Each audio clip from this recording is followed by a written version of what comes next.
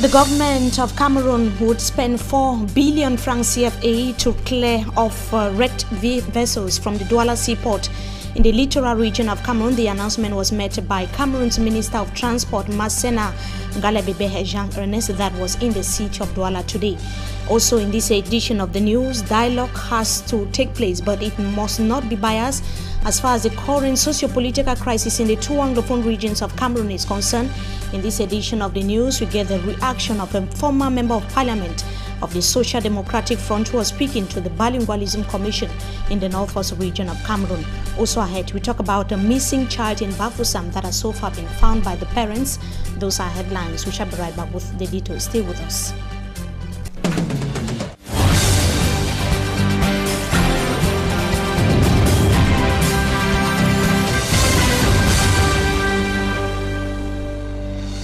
Good evening to you, ladies and gentlemen. We welcome you back from the weekend. You're watching the primetime newscast on Equinox Television.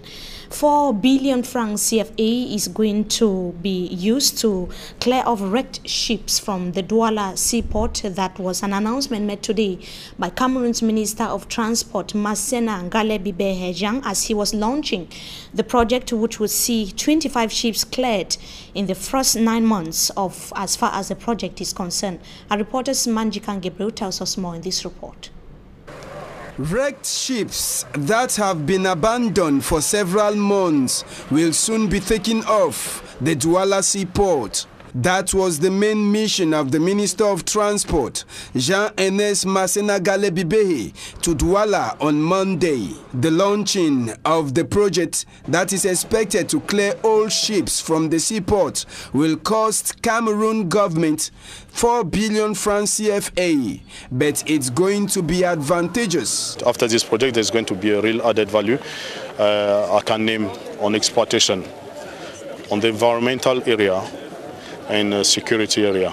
So environmental area, for example, I can tell you a wreck constitutes a break on a river, and this river is a river with high current. So with a break, with a barrier in a river, the natural flow of water is being modified. Therefore, we have increase in sedimentation. A lot of mud is being deposited and it's increasing the quantities to be dredged. We know we are going to gain in dredging. When everything is cleared, the space for ships to anchor and other port activities to take place is expected to also increase. Many areas are going to be dredged because after removing the wrecks, we are going to dredge and we now gain the full capacity of our jetties using. And then in security, the boat can navigate in a much safer manner. The removal of the 103 wrecked ships is expected to be done in different phases.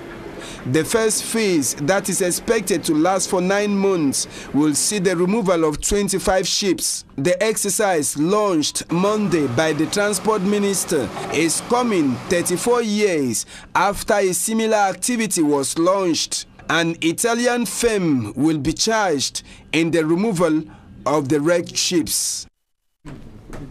We remain here in the country's economic capital to talk about agents of the Douala City Council that have reached Carrefour Anatole, as it is called in French, of roadside vendors who were there in tense and perturbing circulation. Carrefour Anatole is one of the gateways to the Douala Central Market, one of the biggest markets here in the littoral region of Cameroon. The roadside vendors had been told to quit the roadside, but they remained adamant. Council officials were in the market on Saturday and early Sunday with the aim of restoring order. It should be noted that the various traders have said that they are stranded and would not be able to take care of their families. We now take a look at the misery and hardship of the population of Ebang Minala, that is a locality in Lake Kie division of the central region of the country. Local inhabitants say that the area is still the way it was during the time of their ancestors, with no major development. Our reporter Innocent as it takes us in the said locality in this story. Ebang Minala lies 5 kilometers from Bachanga in the Lake division. Its inhabitants say the village is different from others in all forms. Nous sommes là pour souffrir. We are here suffering in terms of transporting our farm produce. We spend a day only to evacuate our goods due to absence of good roads and a bridge. Our community still remains the same as abandoned by our ancestors. In Ebang Minala, the people lack almost every social facilities, most importantly, roads. The only access into the village is this single plank over the stream that links the village to the other localities or towns. A veritable danger for the population.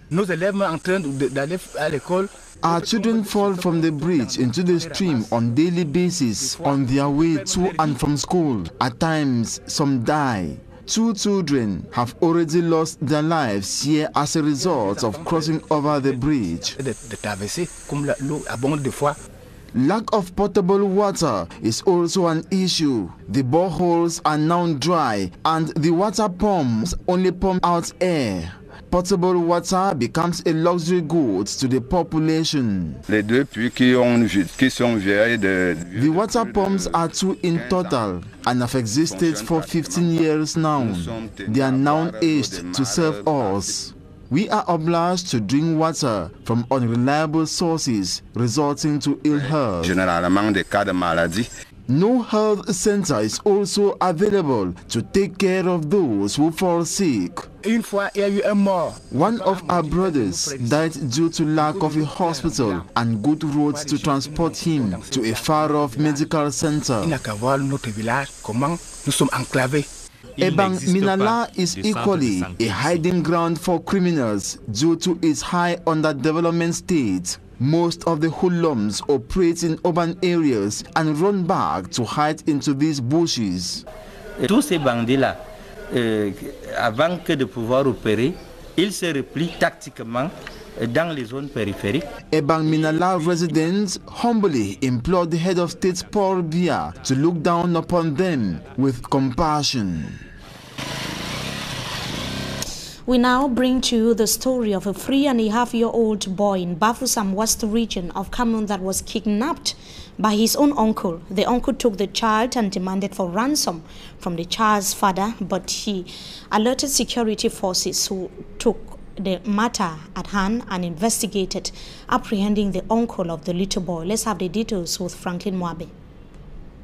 Kidnapped for 3 days, Aaron Kupusimba is now free after he was seized from their house in Yoville in Bafoussam. The suspected kidnapper was Patrick Njumbi, 32-year-old, who is a cousin of the little boy and also lived in their house. Assisted by his alleged accomplice, Nusi Serge, 28-year-old, planned to kidnap the little boy after a disagreement between him and his uncle. My nephew has been among the people who conceived the plan and among the kidnappers. I am sorry to say this, but it is the truth. The nephew who kidnapped the boy asked for money to return to Europe after a once fruitless adventure. The uncle, unable to raise the amount demanded, handed the sum of 50,000 francs to the kidnapper to start a business. The latter disagreed with the proposal and decided to kidnap his uncle's son, demanding for a ransom.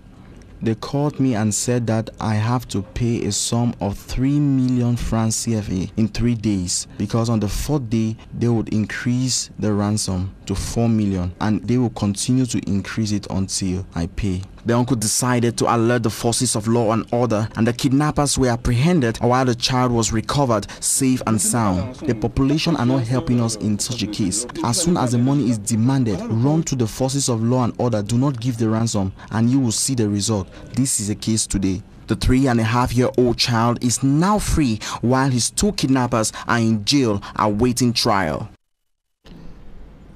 And a former member of parliament has told the Bilingualism Commission in Bamenda that the government should not commence negotiations with preconceived ideas on the form of the dialogue.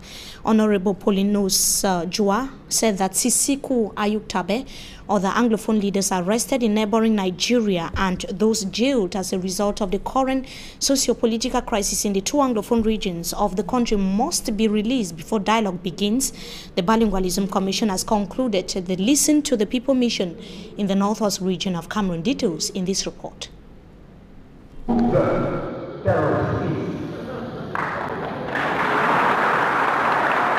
His declarations before members of the Bilingualism Commission left no one indifferent. Honorable Paulinus Joa took on the rostrum and told the Peter Mafani Musonge-led commission that the Anglophone problem, which has been aggravated by English-speaking elites who are part of the government, has nothing to do with bilingualism or multiculturalism. The former SDF MP for Boyo Division said that outright refusal by the regime of President Paul Biya to recognize the come together of two separate entities and respect the legal terms binding them together explains why the crisis is getting worse by day. The Anglophone problem is what we have before us. Can you address it like the Anglophone problem? Let us stop deceiving ourselves in this country, where the people freely came to meet their brothers who were already independent, so that we could form one country and see how to forge ahead to leave a better place for us. Where there's so much arrogance on the part of the few who are chopping fat on the resources of this country, where there is marginalization. The former MP recalled that those brandished as nationalists and freedom fighters today were described as terrorists decades ago by the government of Cameroon. I was so glad the other day on the 20th of May watching television when I saw sons of terrorists at the Unity Palace. The sons of Omniobe and NS1, who yesterday were terrorized by the definition of the government of the day. Honorable Paulinus Joa told the Bilingualism Commission to press for the release of Anglophone leaders, bring all the stakeholders, even those in the diaspora, on board before initiating a dialogue. Mr. Chairman, the political prisoners, people who have been moved from Boyabamenda to Supercourts in Yaoundé and imprisoned, Siseko and Co. I don't know, maybe I'll give you a mission to produce them, to produce those people. Maybe if you can just show us a photograph of this commission with our leaders from Nigeria. Mr. Chairman, I will give you Kati that you love so well. So we are calling on you to give peace a chance. Call that inclusive dialogue. That inclusive dialogue is going to include all of our brothers and sisters who are in the diaspora. All of them, all of them. The Bilingualism Commission is done with the Listen to the People mission, and the outcome of their series of outings are still awaited. And Barrister Agbobala has reacted following the sentencing of Manchu, BBC and other detainees of the Anglophone crisis by the military tribunal in the nation's capital, Yaoundé. A few days ago, he described Manchu, BBC and other detainees that were sentenced, that was more than 1 week ago, as political prisoners.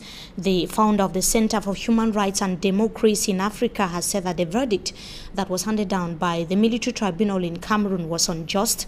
The barrister and human rights defender equally noted that the verdict is a major setback for human rights and for the respect of human rights and fundamental freedom in the country. Of course, we'll be coming back to that in our subsequent newscast. Now, on a sad note, Ella Geoffrey has finally been laid to rest. He is the editor-in-chief of the Sun newspaper that was buried last weekend in Bangem, southwest region of Cameroon.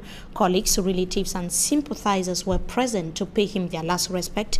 To some journalists in the southwest region of the country, it would take time to fill the vacuum that his passing was so far created. Let's now come back to the reactions of some journalists who reacted to Davison Maimo in Limbe. Let's hear them in the following excerpt. Geoffrey's demise has created a very big vacuum in the journalism landscape. For almost 2 weeks now, I've not gone to press, and it tells, the story is very clear that I have lost part of my my professional something, and it would take me a long time to recover from.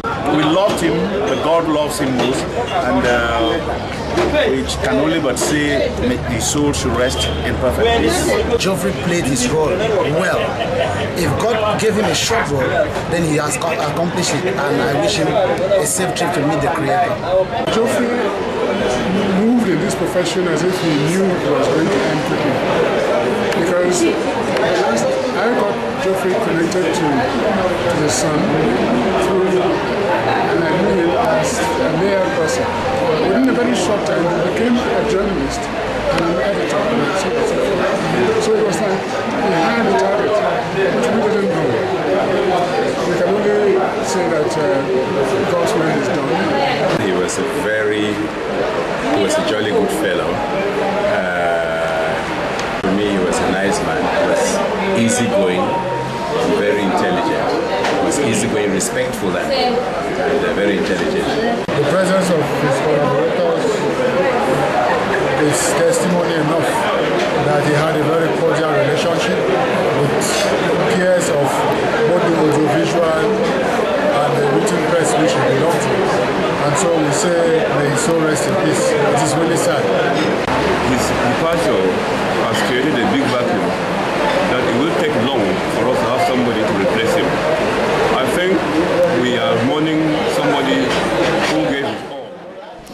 Veteran journalist there paying tribute to Ella Geoffrey, the editor-in-chief of the Sun newspaper, that Owu has finally been laid to rest. That was last weekend. May his soul rest in peace. They're bringing us to the end of this first segment of the news. Up next is Talking Points. Stay with us.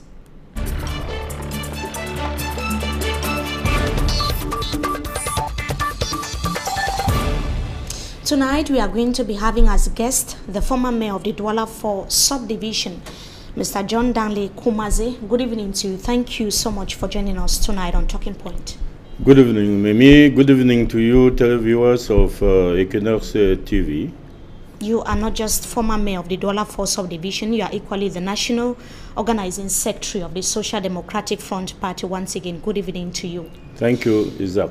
Now, this is an electoral year in Cameroon, and a lot has been going on within the national territory and even out of Cameroon as far as the country is concerned. You are living in the Douala 4 subdivision where you served as mayor, as I said earlier, and you must have observed how different parts of Cameroon have been affected by the current crisis in the two Anglophone regions of Cameroon.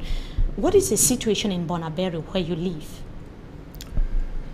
Yes, I would say that not only the situation in Bonaberi that I'm going to talk about, but the situation in Bonaberi is very, very preoccupying for the fact that many of those from the neighboring towns, like Chico and other places, many of them have crossed to Bonaberi, and we are grappling with their presence in our community.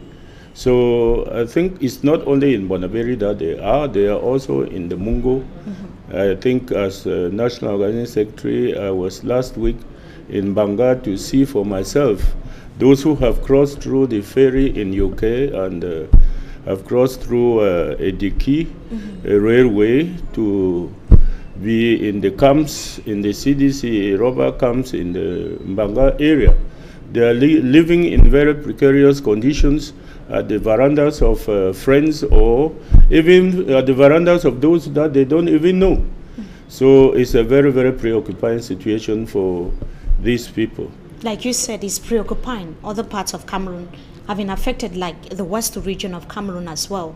We have been bringing to our televiewers reports of how localities like Tonga, Chang as well have been affected. Now, how would you evaluate the management of this crisis by the government of Cameroon? As you say, what other parts of the western region are affected? Cameroon, as they say, is one and indivisible. And when your body has its parts, when one part of the body is sick, other parts of the body will feel the pains. And that's why some parts of the country are feeling the pains of what is going on in the northwest and southwest regions. The situation, as I've said, is preoccupying, and I think that there has been no management of the situation at all. This is Mr. Biya, the President of the Republic, who once said that he would like to be remembered for someone who brought democracy to Cameroon. And development. And development. And you know that, have you ever been in a classroom with a child, a dull child, who does not, who is not able to answer the questions that have been set in an examination? You see, he'll be peeping into your paper. But when he's asked to demonstrate how he arrived at the answer that he picked from your own answer paper, he will not be able to do it. When Mr. Biya said that he will be remembered as somebody who brought democracy and development to Cameroon, he had never been to school, had never been to the school of democracy. This is somebody who has all his life served in a state of dictatorship. We could not understand how he was going to bring democracy. So at the moment, the state of the country, he has instead killed democracy in Cameroon. And the clear example is his failure in the management of this crisis. If Mr. Biya was a Democrat, I don't think that he was going to start dialogue with the consortium and then later on turn to arrest them. This is where the whole situation flared up, and he has remained adamant, he has remained quiet, sending his cohorts to the field to come and tell him what he would like to hear.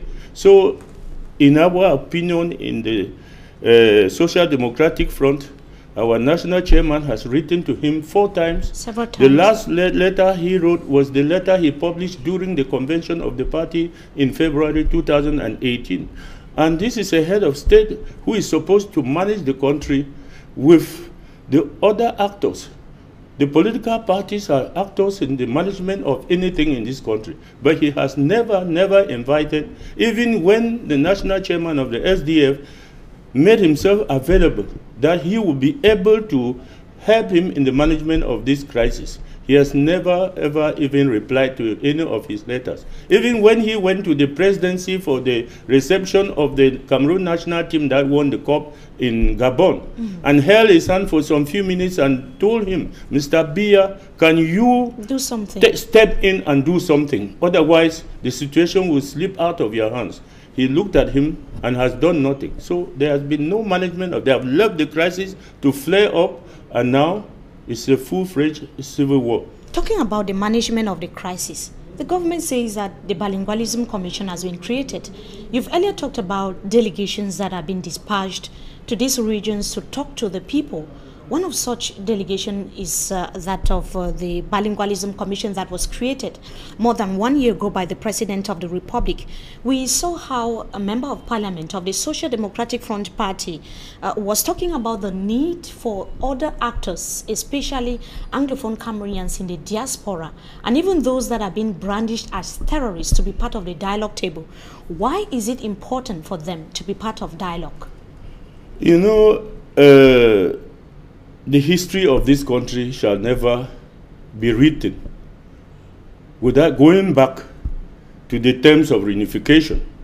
And most of these people who are in the diaspora are Cameroonians of good intention who wanted to contribute their own quota in the management of this crisis. They were instead termed terrorists and chased out, and they ran out. Is it true that the Cameroonians who ask questions of their rights should be termed terrorists? These people must be present for the dialogue to take place. And I think that that is the right thing to do. If it is, I hear that the dialogue commission, a part of it, has gone out of time. They are now talking of the negotiations. It's they who shall determine what they mean by negotiations. But coming back to the Bilingualism Commission of Mr. Peter Mafani Musonge, you know that for all the time that we have known President Paul Biya, he always thinks that he is very smart. He always takes Cameroonians for fools and that he is the only intelligent Cameroonian. What had the Bilingualism Commission had to do with the crisis that he himself has created? The Bilingualism Commission cannot do anything. I think Mr. Peter Mafani Musonge will accept to himself that he had his Waterloo in Bamenda. You are talking about Honorable Polonius Joa, who gave him the tongue that he needed to hear, because he called on everybody to say anything, that there was no taboo subject. You even saw teachers talking, business persons talking about and he was told what to go and tell his master.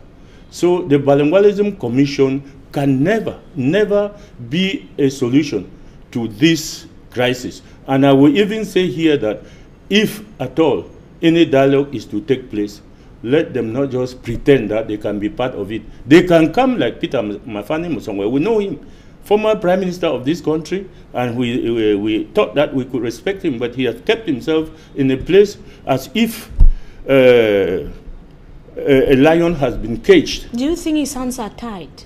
His hands are not only tied, his hands have been cut. He is somebody that looks like a lion has been put into a cage and is being fed with meat to keep quiet, so that he cannot aggress the master. To you, he could do better than what is the commission is doing at hand? I think that he could do better, but he's not sincere to himself. He's not honest to the position that he holds in this country. And I'm very sorry that people like this can be very, very dishonest, and they don't even recognize that history is going to put questions to them, and they shall answer those histories, especially him, Mr. Peter Mafani Musonge, who made certain derogatory statements about the southern Cameroonians, that he tried to divide the northwest and southwest. I don't know how he felt when he was in Bamenda 2 days ago. So, many actors of the civil society, politicians, equally share a similar view that the crisis has been poorly managed and that the Bilingualism Commission is going to be a failure. It has been existing for more than 1 year now. Now, we've seen the international community reacting. Precisely the U.S. ambassador to Cameroon, Peter Ballerin, that talked about the need for dialogue after citing the situation of targeted killings in the northwest and the southwest regions of Cameroon.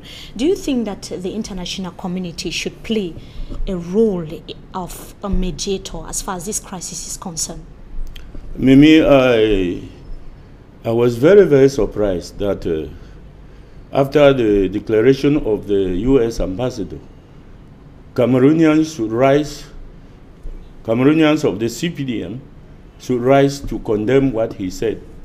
These are the very Cameroonians that when they frauded elections and we wanted to accuse them of fraud, they told us that the United States is a country of democracy. Just a few weeks or a few days before the statement, he had given planes to fight terrorism in Cameroon. He was praised. But this is a country, this is a man who cannot act without having sought clearance from his home government. The ambassadors are the mouthpiece of their home governments. So Cameroonians should not deceive themselves by saying that Ambassador Ballerin spoke out of his own. He was speaking the mind of the American government. And I think that the reaction of the CPDM was very, very uncalled for, and it was very unfortunate. What the ambassador said was giving an advice to somebody who had wished that he should be remembered. And when the ambassador saw that his dreams were not going to come true, he advised him that it's not too late for you to be remembered as somebody who did something. This is a country Mr. Biya took over, relatively doing well. At the end of his term, or at the end of his life, I can say, he has put the country completely into pieces. And then when our foreign friends advise, he who ought to have reacted is not reacting, but are people who are eating fat from him who are reacting. So I think that we consider the statements of the ambassador to have been made and at the proper time. Now, this is an electoral year. You've talked about the SDF convention that took place in February 2018. We saw the putting in place of an SDF flag bearer, Honorable Joshua Osei, that's going to be running as presidential candidate this 2018. If the election take place, can an election take place in Cameroon with the current socio-political atmosphere? Mr. John Dane Kumasi, do you think that the atmosphere is conducive enough for a hitch-free election? It is not my place to say whether it can take place or not. The man who has confiscated the electoral calendar, President Paul Biya, is the one who is keeping the calendar. And we are only supposing the elections might take place or they might not take place. And you know him. We all know Mr. Biya. On the 31st of December 2017, he said all the elections in Cameroon will take place. And we know him as somebody who has never taken the situations that have occurred after him making a statement to make amends. So we know him that he, in his usual way, might convene the elections. He's supposed to convene the Electoral College on or before the 21st of this month of June 2018. Can the crisis in the northwest and the southwest regions of Cameroon in any way prevent the possibility of the Electoral College being convened? If we were dealing with a government that has a soul, we could say that the crisis in the northwest and southwest, the situation does not permit for elections to be called. But we are dealing with people who have never considered Cameroonians like people having an opinion, especially the English-speaking population of this country. Mr. Biya has never considered them as people that can contribute to the democratic evolution of this country. So I think that if Mr. Biya sees the situation of the country, I think he has to think twice. He has to think twice. But if he goes ahead and calls the elections, the SDF has always said that they will never cease to participate in an election because in 1992 we did not participate and we were accused of having abandoned the people's wishes. If they do, the SDF is going to participate. Talking about the election, you were on SAT at the helm of the Douala 4 municipality as mayor. That was in 2013. Would you be going in for the post of mayor once again, Mr. John Dane Kumasi? No, listen to the procedure. No mayor is known before the municipal elections. But will you be running as would you want to become mayor once It is again? also left to our militants because there's a procedure of selecting candidates for municipal elections in our internal rules and regulations. For this, the same for legislative election candidates. When the time comes, we are going to organize primaries in our various structures, especially for the municipal elections. We organize primaries in our wards to choose candidates who are going to be candidates on the list of the SDF. But if the SDF supporters decide that you become mayor, I will not refuse the wish of the people because at the moment I'm talking here as the National Organizing Secretary on their behalf. And if they decide to say, okay, you are still capable of being on our list, I will tell them I am prepared. Thank you, Mr. John Dane Kumasi, Thank for you joining very us much tonight on Talking for Point. having invited me. Thank you so much. That is the National Organizing Secretary of the Social Democratic Front and former mayor of the Douala 4 subdivision. They're joining us tonight in this edition of the Primetime Newscast on Equinox Television. Viewers, so thank you so much for joining us. Wishing you a blessed stay in the company of our programs. Until we meet again, goodbye.